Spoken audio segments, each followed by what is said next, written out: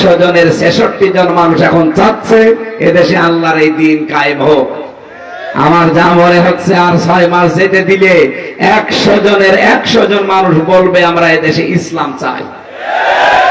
কারণ শান্তির ধর্ম ইসলাম, এটা শুধু নাম শুনেছি, দেখি নাই। 54 বছর তো বিভিন্ন জিনিস দেখলামই, কিছুই হয়নি। কথা বলে না কেন? কারো বাবা চালিয়েছিল, দুর্ভিক্ষে মানুষ মরে গেছে। কারো স্বামী চালিয়েছিল, কারো বউ চালিয়েছে, কারো ভাবি চালিয়েছে, আর চাচা এরশাদ চালিয়েছে 9 বছর 10 বছর জেল খেটেছে। এখন শুধু দেখতে বাকি আছে আল্লাহর এই কোরআন দিয়ে দেশটা চললে কেমন দেখা যায়। এটা দেখা দরকার না? একবার একটু সুযোগ দেওয়া দরকার কোরআনকে।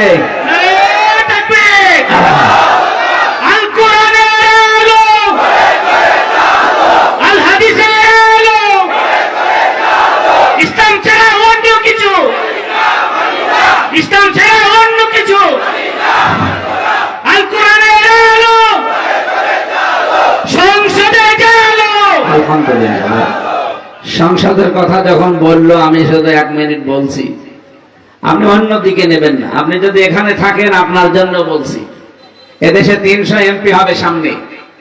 151 জন যদি কোরআনে কারীম বুকে নিয়ে সংসদে যেতে পারে, অ্যাডভোকেট রকন রেজা তার ভেতরে মনে করেন একজন, এরকম 151 জন যদি যেতে পারে, তারপরের দিন সংসদ অধিবেশন যদি বলে মাননীয় স্পিকার আমরা নামাজের বিল চাই, উনি যদি বলে হাত তোলেন, 300 জনের 151 জন হাত তুললে ওটা কায়েম হয়ে যাবে। বাংলাদেশে আর কোন দিন নামাজের ওয়াজ করা লাগবে না। ভাই সলিমুদ্দিন চলো নামাজ পড়তে যায় না, ও বাধ্য হবে এবং ওর বাবা পর্যন্ত বাধ্য হবে নামাজ পড়তে। সৌদি আরবে আমি দেখেছি নামাজ পড়বেন না মানে নামাজের সময় যদি কোনো মুসলমান বাইরে থাকে, আমি নিজে দেখেছি পুলিশ চেয়ে কি পিটানো, এমনকি মরুভূমির ভেতরে সেজদায় ফেলে রাখে 1 ঘন্টা থাক। এই পুলিশ তখন নামাজের জন্য খুঁজে বেড়াবে যে মুসলমান দাবি করে নামাজ পড়ে না, কোনটা দেখি। যে দেখবে যে নামাজ পড়ছে না, এমন পিটানো পিটাবে গোপালগঞ্জের মতো পেছনে লাল হয়ে যাবে।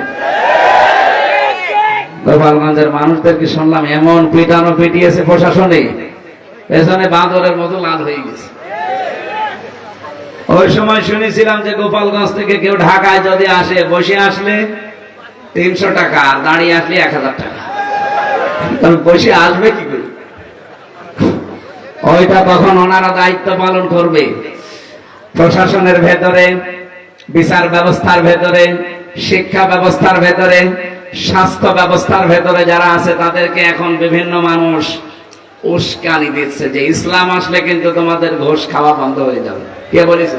ঘুষ আরো বেশি করে খাবে না। খাবে না কেন? কারণ এমন একটা পরিবেশ ইসলাম তৈরি করে দেবে, ঘুষ খাওয়ার মতো মনই ওনাদের থাকবে না। কারণ ঘুষ দেওয়া যদি না লাগে, ঘুষ খাবে কেন? ওসির এই পোশাকটা পরতে তারে 15 থেকে 20 লাখ টাকা উপরওয়ালাকে দেওয়া লাগে। আমি নিজে জানি তো, আমার দুলা ভাই তো আছে, আমার চাচা আছে, তারা 15 লাখ 20 লাখ 25 লাখ, তাও তো অন্যান্য থানায়। বাংলাদেশে 2টা থানায় সবচাইতে বেশি ক্রাইম হয়, একটা কুষ্টিয়ার সদর থানা, সিলেটের বিশ্বনাথ থানা।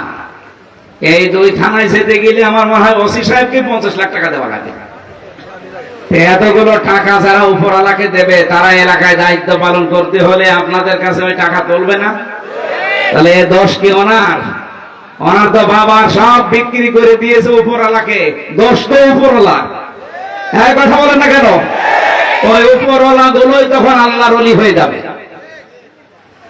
এখানে যাদের বিড়ি খাওয়ার অভ্যাস আছে, এই এদিকে তাকান, বসেন।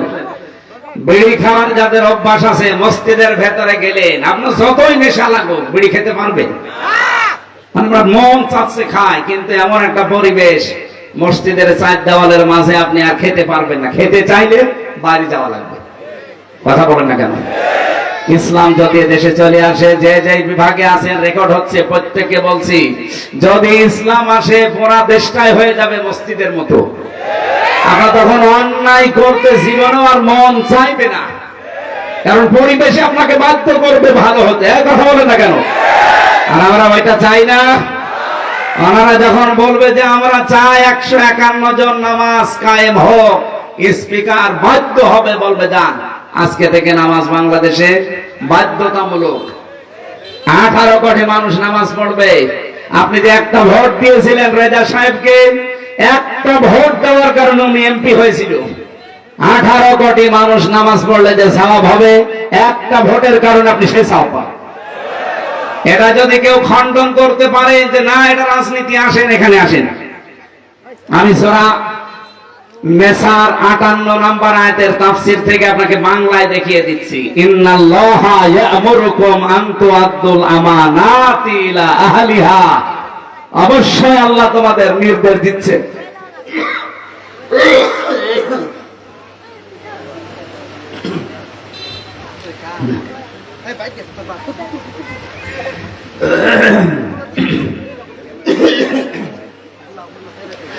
তোমাদের যাবতীয় আমানত তার প্রাপকের কাছে পৌঁছিয়ে দাও। সুতরাং এখানে দল দাড়ি দেখা যাবে না, দেখতে হবে এই লোকটার দ্বারা মানবতার এবং আল্লাহর কাজ হবে কিনা। এটা কিন্তু আমানত। ভোট এটা কি আপনি দুনিয়ার বিষয় মনে করে যারে তারে দিয়ে দেবেন, এক লোক গাঁজা খায় গাঁজাখোরকে দিয়ে দেবেন, হবে? আপনি কিয়ামতে ধরা খাবেন। এই জন্য এমন মানুষকে আপনার রায় দেবেন, ভোট দেবেন, সমর্থন দেবেন যে লোকটা যে বলতে পারে আমি নামাজের বিল চাই, যাকাতের বিল চাই। এরকম মানুষ পাঠানো দরকার না। এটা আপনি যদি রাজনীতি মনে করে মুখ ফিরিয়ে চলে যান, আপনার কপালে আগুন লাগবে। তা লেগেছে আমাদের এই 54 বছরে। আমরা আগামী থেকে কোরআনে কারীম পার্লামেন্টে দেখতে চাই না। এরা যদি কেউ রাজনীতি মনে করেন, হ্যাঁ এটাই আমাদের রাজনীতি, কেউ যদি এটাই আমার ধর্ম ব্যবসা, কারণ আমি চাই কোরআনে কারীমকে উপরে নিয়ে যেতে। আর কথা বলেন না কেন? আর আপনি চাচ্ছেন না মানুষের তৈরি করা আইন উপরে নিয়ে যেতে। আপনি কাফেরদের কাজ করে যদি ভয় না পান, আমি আল্লাহর কাজ করে ভয় পাবো কোন কারণ? হ্যাঁ কথা বলেন না কেন? আপনি কাফেরদের পক্ষে কাজ করে যদি ভয় না পান, আরো আপনার সাহস হয়। আমি আল্লাহর পক্ষে কাজ করি, আমার ভয় লাগবে মানে আমার তো সাহস আরো বাড়ার কথা। আল্লাযীনা আমানু ইয়াকাতিলুনা ফি সাবিলিল্লাহ, যারা ঈমান আনে তারা লড়াই সংগ্রাম করবে কার রাস্তায়? আল্লাযীনা কাফারু ইয়াকাতিলুনা ফি সাবিলিত তাগুত, যারা কাফের তারাও লড়াই সংগ্রাম করে কিন্তু তাগুতের পথে। ফাকাতিলু আউলিয়া শাইতান, তোমরা তাগুতের এই শয়তানের অনুচরদের বিরুদ্ধে সর্বাত্মকভাবে চেষ্টা চালাও, জিহাদ চালাও, সংগ্রাম চালাও। ইন্না কায়দা শাইতানি কানা দাঈফা, অবশ্যই শয়তানের যত চক্রান্ত সব দুর্বল। সুতরাং যত বড় করে দেখা যাক মাকড়সার জাল যত বড় হোক, শুধু একটা বাচ্চাকে বলবেন যে একটু দৌড় দাও, ভেঙে যাবে। এক কথা বলেন না কেন? বাংলাদেশ সহ বিশ্বে যত বড়ই হোক শয়তানের জাল, তাগুতের জাল, একেবারেই কিছু না, শুধু সাহস নিয়ে দাঁড়ানো দরকার। আল্লাহ সেই সাহস আমাদের সামনে যেন দান করেন, বলেন আমিন। কোরআনে কারীমের কাছে আসার আহ্বান জানিয়ে আমরা তেলাওয়াতকৃত আয়াত থেকে তাফসীর আরম্ভ করছি ইনশাআল্লাহ। দরুদ সালাম পাঠ করছি মুহাম্মদুর রাসূলুল্লাহ সাল্লাল্লাহু আলাইহি ওয়াসাল্লামের প্রতি। সূরা বাকারা 183 নম্বর আয়াতটা পড়েছি। প্রথম অংশের কিছু বাংলা বললাম যে কুতিবা আলাইকুমুস সিয়াম, আল্লাহ আমাদের উপরে রোজা ফরজ করেছেন, ফারজুন না দিয়ে কুতিবা দিয়ে। এখানে আলেম আছে না? বলেন তো আল্লাহ ফারজুন না দিয়ে কুতিবা দিলেন কেন? আমি যদি আজকের এই জমিনটা বলি কাউকে যে রকম রেজা ভাই আমি আপনাকে দিয়ে দিলাম, আমার মুখের কথার কোনো দাম আছে? বলেন বলেন। এটা যদি আমি 6 স্বাক্ষর করে দলিল করে স্ট্যাম্প করে বলি নেন, এর দাম 10 লাখ। হ্যাঁ কথা বলেন না কেন? একই মানুষ আমি আগে দিয়ে দিয়েছি মুখের কথায়, কোনো দাম এটার নেই, কারোর কাছেই নেই। পরে আমি একই মানুষ তো দলিল করে স্ট্যাম্প করে দিয়েছি, এর দাম হয়ে গেছে কত লাখ। আল্লাহ পাক কোরআনে কারিমে সূরা বাকারার 183 নম্বর আয়াতে ফরজুন দিতে পারতেন, যে রোজা আমি ফরজ করে দিলাম। যা আল্লাহ বলেন না কুতিবা আলাইকুমুস সিয়াম, এটা আমি লিখে দিলাম, 6 স্বাক্ষর করে দলিল করে স্ট্যাম্প করে দিয়েছি। শুধু তোদের উপরে না, তোদের পূর্বে যত জাতি দুনিয়ায় এসেছিল প্রত্যেক জাতির উপরে রোজা ফরজ ছিল। লাআল্লাকুম তাত্তাকুন। আমি আল্লাহ চাই যে তোরা মুত্তাকি হবি। কি হবি? মুত্তাকি কি? এটা কি ইটনার বাজারে কিনতে পাওয়া যায়? আমরা অনেকে এই শব্দটা জানি না যে মুত্তাকি কি। ভালো করে খেয়াল করেন, বাংলাদেশে, ভারতে আর পাকিস্তানে এই তিনটা দেশে আমি গেছি, যে দেখেছি আমাদের এই তিনটা দেশে মুত্তাকি মনে করি তাদেরকে যাদের এরকম বড় সোফা গায়, বিশাল পাগড়ি মাথায় দেওয়া, বিশাল টুপি মাথায় দিয়ে, হাতে তসবিহ নিয়ে, দুনিয়ার কোনো খেয়াল নেই, শুধু হো হো করে, মনে করি যে বিশাল মুত্তাকি হয়ে গেছে। না, মুত্তাকি শব্দের আসল ব্যাখ্যা হচ্ছে আল্লাহর নিষিদ্ধ কাজগুলো ঘৃণা করে ছেড়ে দেওয়া, এর নাম মুত্তাকি। এই কথা বলছেন। 2 নম্বরে মুত্তাকি শব্দের ব্যাখ্যা হচ্ছে যোগ্য। কি বললাম?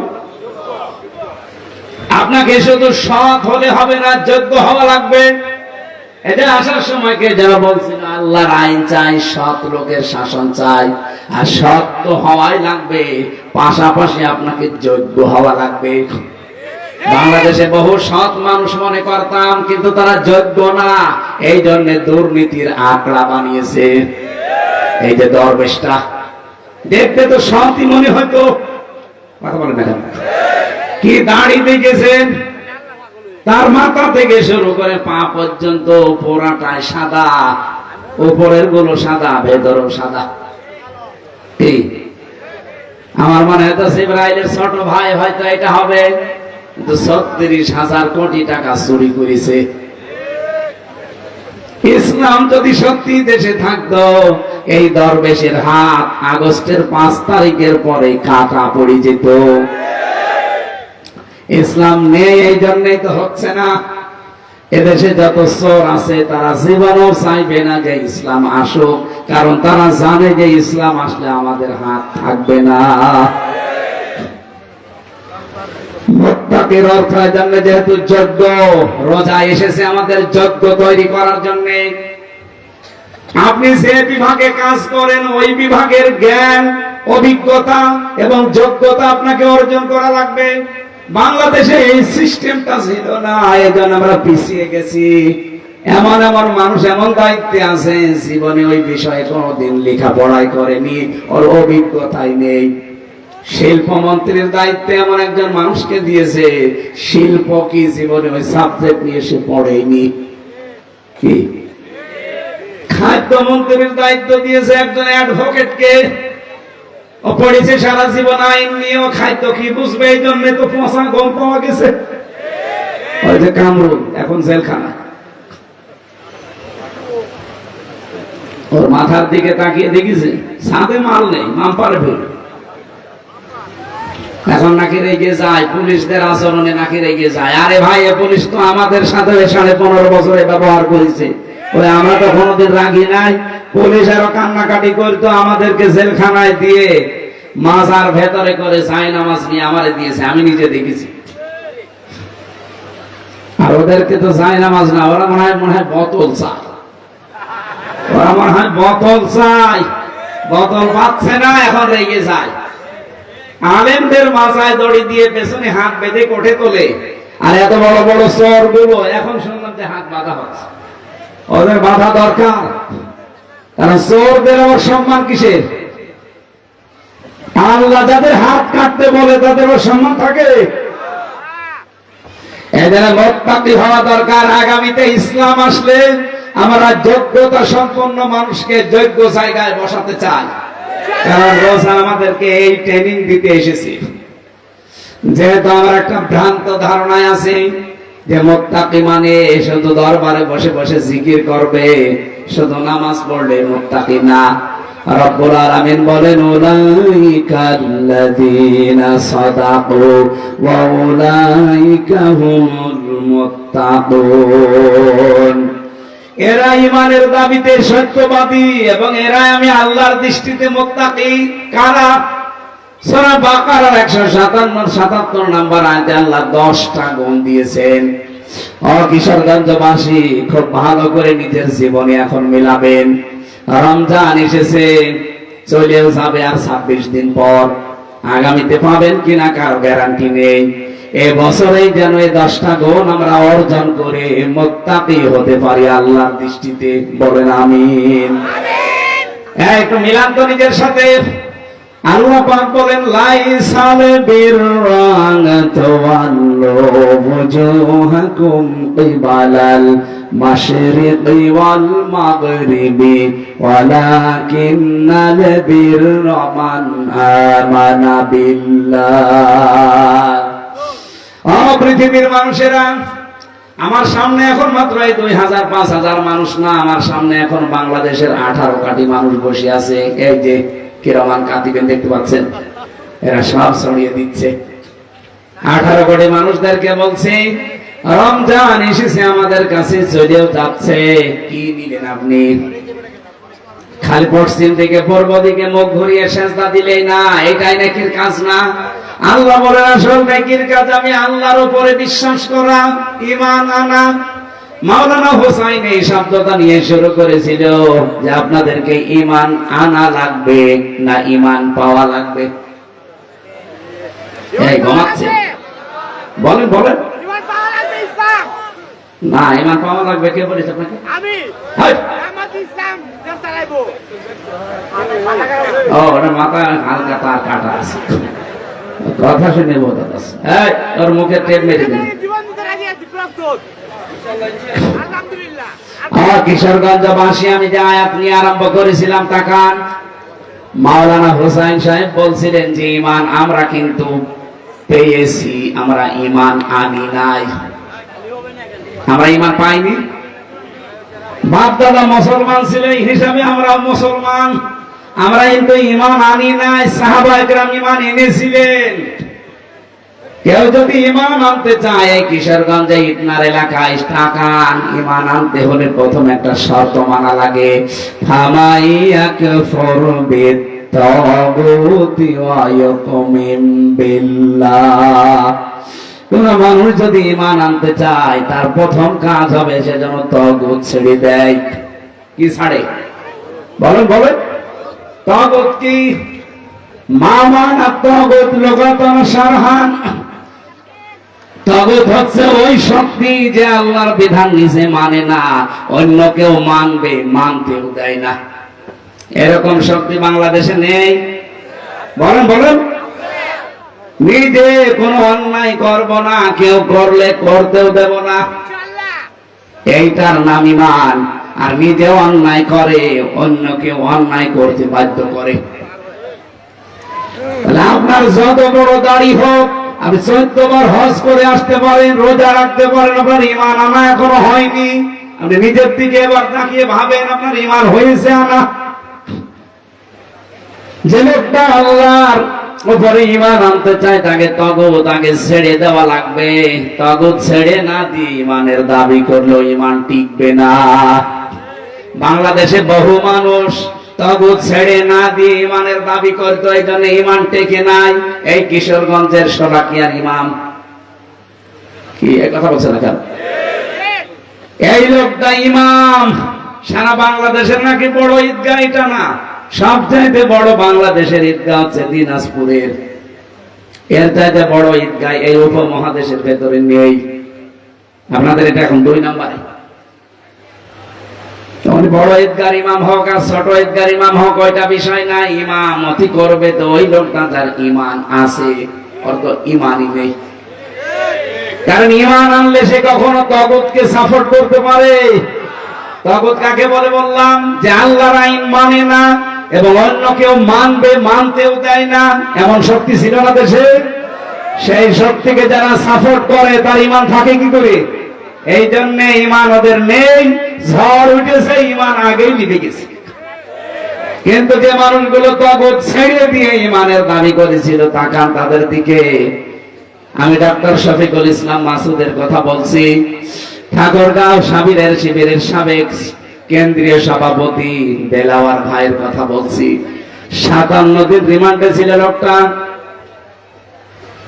আমাকে যে রিমান্ডে দায়িত্বে ছিল যে অফিসার সঞ্জয়, এই লোকটা ওনারও দায়িত্বে ছিল। আমাকে নিজে বলেছে যে দেলাওয়ারকে আমরা পিটিএসি ফুটবলের মতো তার গরম করে তো লজ্জাস্থানে ঢুকিয়েছে, পুরুষাঙ্গ নষ্ট হয়ে গেছে। পরবর্তীতে চিকিৎসা করে আল্লাহ আবার ফেরত দিয়েছে। কিন্তু এরপরেও লোকটাকে এক চুল পরিমাণ ইমান থেকে টলাতে পারেনি। ইমান আনতে হলে তাগুত ছেড়ে দিয়ে আনা লাগে, তাহলে ইমান নষ্ট হয় না। আর ইমান এনেছেন তাগুতের সাথে সম্পর্ক করে, ওই ইমান জীবনও টিকবে না। কোথায় আছে সে হুজুর এখন? এই জন্য বাস্তবতা এইটা ভাই, আপনার ইমান আছে কিনা আপনি নিজে বলেন। শুধুমাত্র রোজা রেখে আপনি মুত্তাকি হতে চাইলে এই 10টা গুণ মাস্ট বি আপনাকে অর্জন করা লাগবে। ইমান আনতে হবে কার উপরে? আর ইমান আনার আগে কি ছাড়া লাগবে? তাগুত কাকে বলে? আল্লাহর আইন মানে না, অন্য কেউ মানবে, মানতেও দেয় না, এরকম শক্তির সাথে থাকা যাবে? 1 নম্বরে। 2 নম্বরে, ওয়ালাকিন্নাল বিররা মান আমানা বিল্লাহি ওয়াল ইয়াউমিল আখির। কিয়ামতে জবাব দিতে হবে, এই বিশ্বাস তার ভেতরে তৈরি হবে। ও বাংলার মানুষেরা, যতদিন পর্যন্ত একটা মানুষের ভেতরে এই টেন্ডেন্সি তৈরি না হবে যে আল্লাহ আমার কিন্তু জবাব দেওয়া লাগবে, ততদিন ওর জীবনেও পরিচ্ছন্ন হবে না। কথা বলে না কেন? জবাব কি জিনিস আপনি টের পান?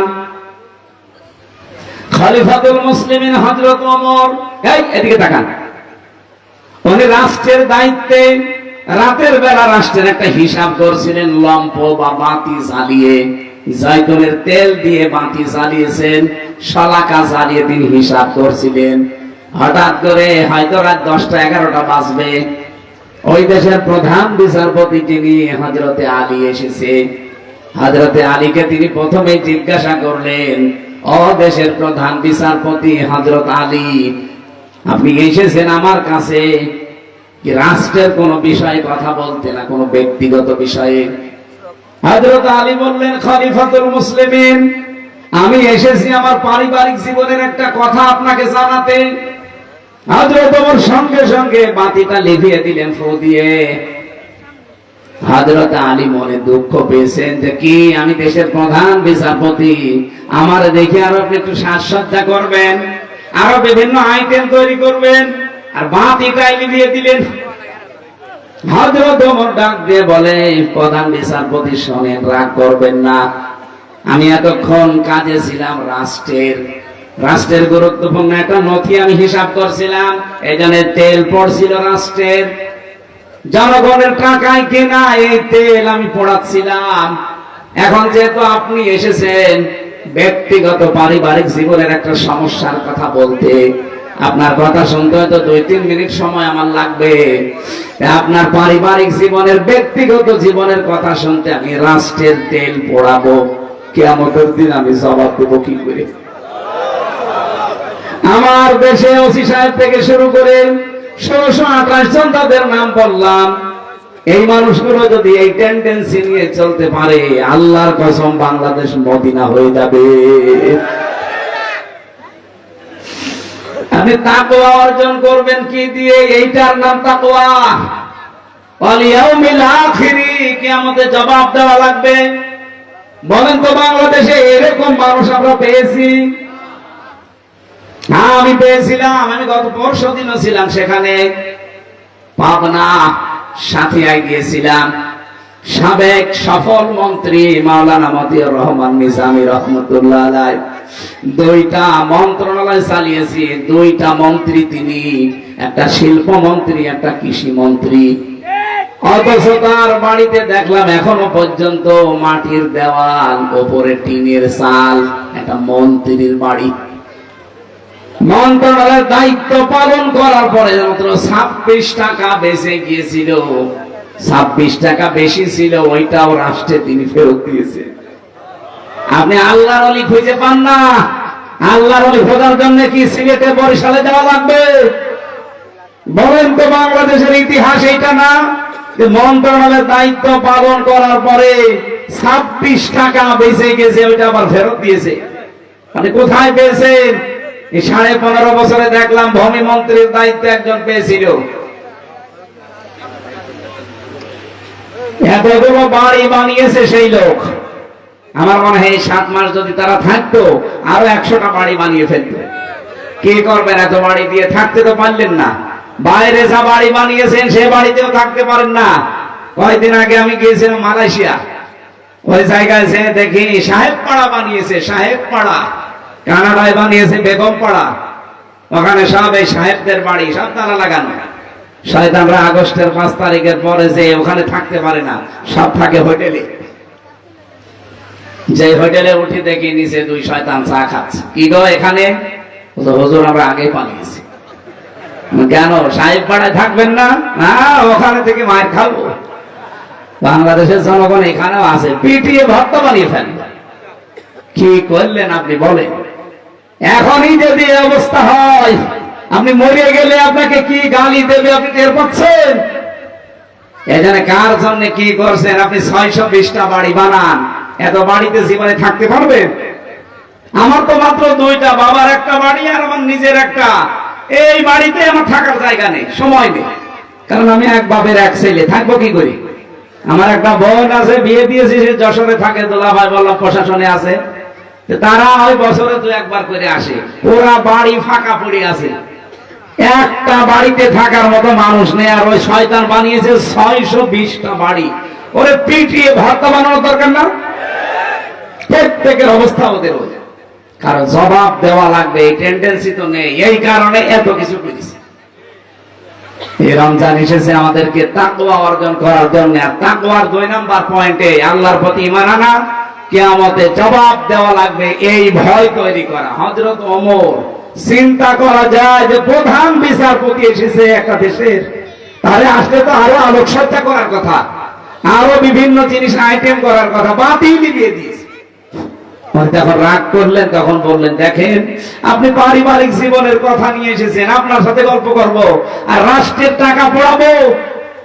বাংলাদেশের প্রত্যেকটা বিভাগে যদি দায়িত্বশীলরা এই পরিচয় দেয়, এদেশে 1 টাকা অপচয় হওয়া সম্ভব? আমরা এরকম মানুষ চাই ভাই। এই মানুষগুলো যদি সত্যি তৈরি হয়ে যায়, এদেশে অভাব থাকবে না।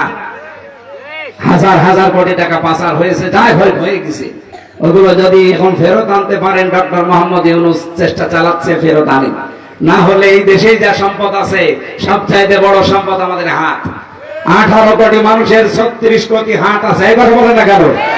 এই হাতগুলো যদি কর্মের হাত হয়ে যায়। আমি চীন দেশে গিয়েছিলাম, এদের যে মানুষ কিলবিল কিলবিল করে, কিন্তু কোন অভাব আছে? ওদের হাত সব কাজের হাত। আমার সাথে ছেলেও 2 জন চায়না ছিল, এতে এত বুদ্ধি আমি জীবনে কল্পনাও করি নাই যে জিনিস দিয়ে ওরা ওই জিনিস বানিয়ে ফেলে। এই যে বোতল, পানি খেয়ে বোতল আমরা ফেলে দিই না, ওরা বোতল 8-10টা এক জায়গায় করে মুখ কেটে দেয়, দিয়ে চারিদিকে বান্ধন দেয়, দিয়ে উল্টিয়ে দেয়, দিয়ে একটা চেয়ার বানায়। আমার একদিন ডাক দিয়ে বলছে, হুজুর বসেন চেয়ারে। চেয়ার চেয়ার পাবো কোথায়? বোতল উল্টিয়ে চেয়ার বানিয়েছে, অথচ বোতল আমি খেয়ে খেয়ে ফেলে দিই। কি বুদ্ধি মাথায় দিয়েছে! বোতলের মুখ কেটে ওর ভেতরে মাটি দিয়ে এরপরে শলাকা বানায়। আমার মনে হয় যদি বাইরে থাকতো ওইটা দিয়েও ব্যবসা করি। আমাদের এই হাতগুলো যদি আমরা এরকম কর্মের হাত, আমরা এরকম টেন্ডেন্সি তৈরি করতে পারি, এদেশে অভাব থাকবে না। যদিও আল্লাহর ওলি চলে যাওয়ার সময় 14টা ব্রিফকেস নিয়ে গেছে, আমার দেশ পত্রিকার রিপোর্ট। এই আমার দেশ পত্রিকা জানাচ্ছে যে উনি যাওয়ার সময় 14টা ব্রিফকেস নিয়ে গেছে, সব মাটি আর ছাই ভরা। কাউকে কিছু বলে না, শুধু পাইলটকে বলেছে ব্রিফকেস উঠেছে, বলছে হ্যাঁ চলো। একটু কাওয়া কাকুকে যে বলে যাবে, কাওয়া চলে গেলাম, তাও বলে নাই। দেশটা ফকলা করে ফেলেছে। এই দেশে এখন এত ঋণ বোঝা দিয়ে গেল, এখন কেউ জন্ম নিক 1,10,000 টাকা তার মাথার উপরে ঋণ। এটা এখন কাটিয়ে ওঠা লাগবে ভাই, আমাদেরই কাটানো লাগবে, কিন্তু সৎ মানুষ লাগবে এবং যোগ্য মানুষ লাগবে। এক কথা বলে না কেন? আর এটা তৈরি করার জন্য কিয়ামতের ভয়, জবাবদিহি ছাড়া কোনো বিকল্প নেই। হযরত ওমর সেই বলেছেন, প্রধান বিচারপতি আলিফ, আমি কিন্তু জনগণের কাজ করছিলাম।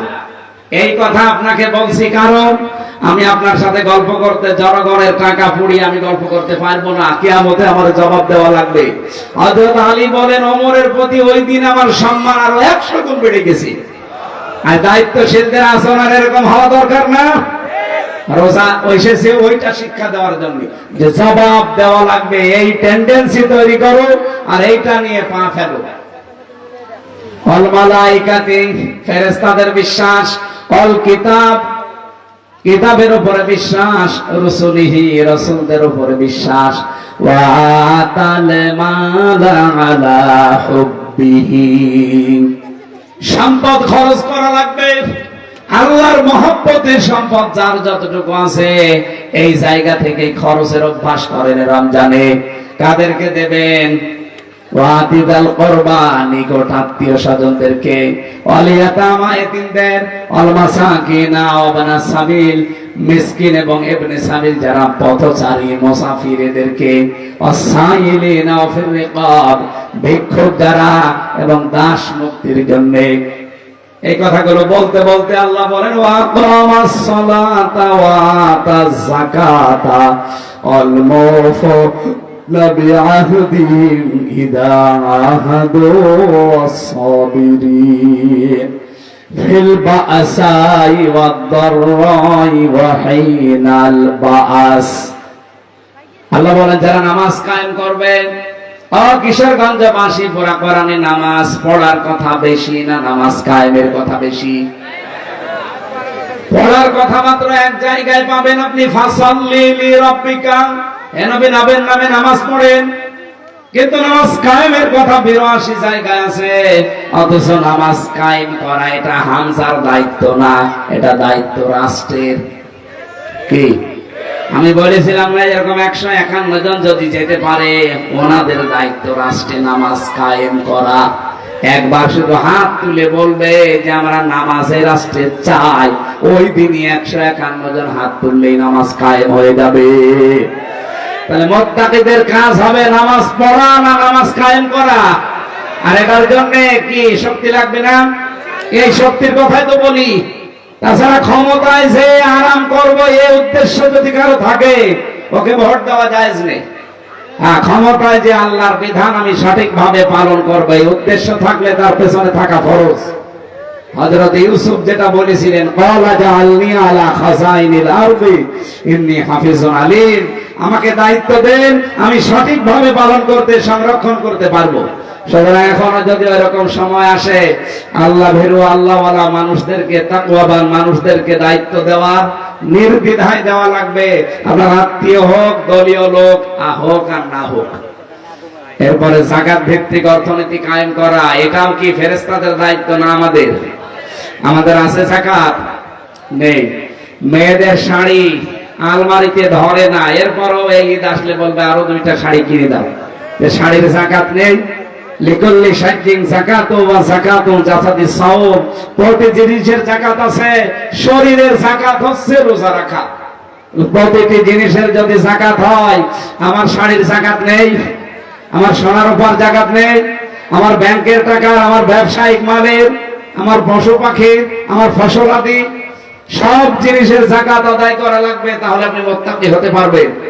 এরপরে ও ঠিক রাখে, আল মাউফুনা বিআহদিহিম ইযা আহাদু ওয়াস-সাবিরিন, ধৈর্য ধারণ করা লাগবে বিপদে আপদে। আল্লাহ বলেন, 10টা গুণ যাদের ভেতরে পাওয়া যায়, এরা ঈমানের দাবিতে সত্যবাদী এবং এই মানুষগুলোই আল্লাহর দৃষ্টিতে মুত্তাকি। আল্লাহ আমাদের মুত্তাকি হওয়ার তৌফিক দিন, বলেন আমিন।